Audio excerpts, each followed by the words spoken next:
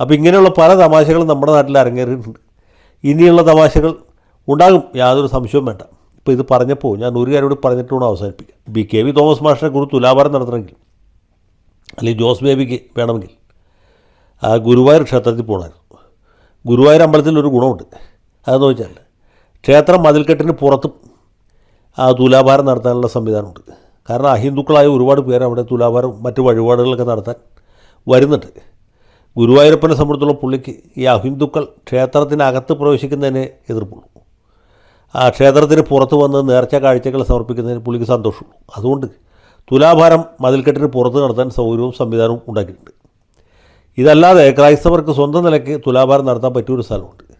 അത് എൻ്റെ വീടിൻ്റെ പരിസരത്ത് ചൊവ്വര എന്നൊരു സ്ഥലമുണ്ട്. പണ്ട് കാലത്ത് കൊച്ചി രാജ്യത്തിൻ്റെ ഭാഗമായിരുന്നു ചൊവ്വര. ഈ ചൊവ്വരയിൽ ഔസേപ്പ് പുണ്യാളൻ്റെ പ്രസിദ്ധമായ ഒരു ദേവാലയമുണ്ട്. ഔസേപ്പ് പുണ്യാളന് ഉറങ്ങുന്ന രൂപത്തിൽ ഉള്ള പ്രതിഷ്ഠയാണ് അവിടെ എന്ന് കേൾക്കുന്നു. സത്യം പറഞ്ഞാൽ വീടിൻ്റെ അടുത്താണെങ്കിലും എനിക്ക് ഇതുവരെ അവിടെ പോകാൻ പറ്റിയിട്ടില്ല. അടുത്തൊരു ദിവസം പോകണം എന്ന് വിചാരിക്കുന്നു. ഔസേപ്പ് പുണ്യാളൻ്റെ പള്ളിയിൽ ക്രൈസ്തവർക്കും തുലാഭാരം നടത്താൻ സൗകര്യം ഒരുക്കിയിട്ടുണ്ട്. സമീപകാലത്ത് തുടങ്ങിയതാണ്.